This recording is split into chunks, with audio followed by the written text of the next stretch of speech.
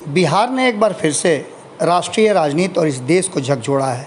हिला डुला करके देखने का कोशिश किया है कि कितनी ताकत है केंद्र में बैठी सरकार की, क्या उसे पदच्युत किया जा सकता है, उसे सत्ता से बेदखल किया जा सकता है। इसकी तैयारी बिहार से शुरू हो गई है और इस तैयारी को लेकर के भारतीय जनता पार्टी, जो कि केंद्र की सत्ता में है, वो भी पूरी तरह से अलर्ट नज़र आ रही है।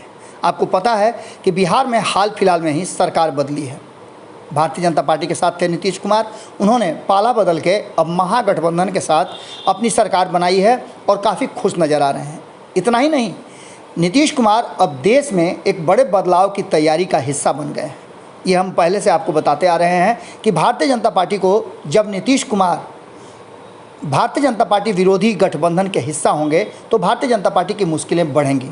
निश्चित रूप से भारतीय जनता पार्टी को टेंशन दे दिया है नीतीश कुमार ने। नीतीश कुमार के इस टेंशन में भारतीय जनता पार्टी भी हाथ पांव मारना शुरू कर चुकी है। इसी कड़ी में आपको हमने खबरों में बताया था कि अमित शाह का बिहार दौरा प्रस्तावित है। 2 दिनों के बिहार दौरा पर आ रहे हैं और ख़ास करके ये दौरा उनका सीमांचल के क्षेत्र में होगा। इसको लेकर के भी कई तरह की बातें की जा रही हैं।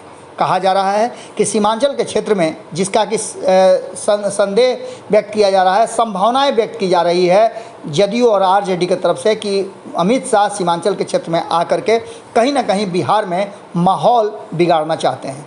इसको लेकर के कई तरह के बातों के बीच में एक और बात आपको बता दें कि भारतीय जनता पार्टी पूरी योजनाबद्ध और रणनीति बना करके आगे अपना कदम बढ़ाती है। उसी कड़ी में जब अमित शाह को बिहार आना है और उससे पहले ये बातें चर्चा में आ गई हैं कि सीमांचल में नीतीश कुमार की सीटें ज़्यादा हैं और 40 में से 39 सीटें जो जीत करके पिछले लोकसभा चुनाव में एनडीए आया था, उसमें नीतीश कुमार की सीटें उस क्षेत्र में ज़्यादा हैं।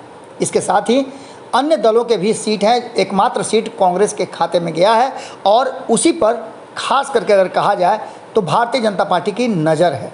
भारतीय जनता पार्टी को इस बात का पता है कि नीतीश कुमार जो जीती हुई 16 सीटें हैं उसके साथ समझौता नहीं करेंगे और ऐसी स्थिति में राष्ट्रीय जनता दल से सीधी लड़ाई के लिए तो तैयार है, लेकिन वहीं नीतीश कुमार को पूरी तरह से ध्वस्त करने के लिए भारतीय जनता पार्टी ने अपना जो पूरा प्लान है वो बना दिया है। इसी कड़ी में आपको बता दें कि जैसा कि पहले भी हमने आपको बताया था कि भारतीय जनता पार्टी के तरफ से ये कोशिश की जा रही है कि उन वोटों को या उन क्षेत्रों में कैसे वोटों को अपने पक्ष में किया जा सके और इसको लेकर के भारतीय जनता पार्टी की रणनीति पूरी तरह से तैयार नज़र आ रही है। इसी कड़ी में हमने आपको बताया था कि यहाँ तक कि हो सकता है कि चुनाव से पहले 2024 के एक बार फिर से बिहार का झारखंड की तरह विभाजन हो जाए।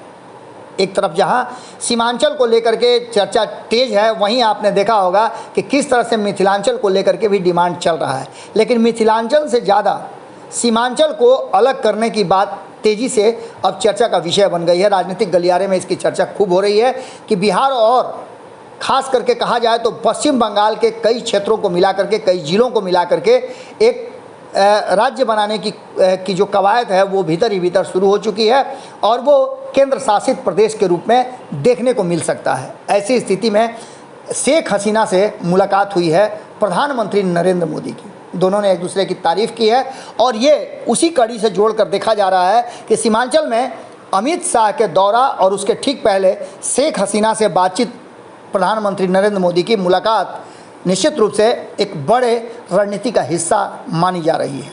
क्या कुछ होगा ये तो आने वाला वक्त बताएगा, लेकिन नीतीश कुमार और लालू प्रसाद की जोड़ी जैसे ही देश में विपक्षी एकता को मजबूत करने के लिए मीटिंग करना शुरू की, वैसे ही भारतीय जनता पार्टी भी अपनी रणनीति तेज कर दी है। धार दोनों तरफ से बराबर लगाए जा रहे हैं। अब देखना होगा कि किसके धार में दम है और कौन किसे मात देता है। जुड़े रहिएगा भारत लाइव के साथ, खबरें लगातार जारी है।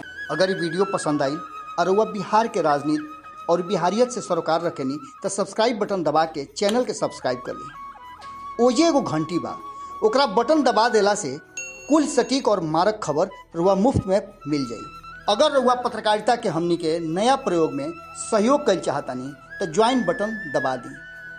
पेटीएम नंबर नोट कर ली 9386816700। धन्यवाद।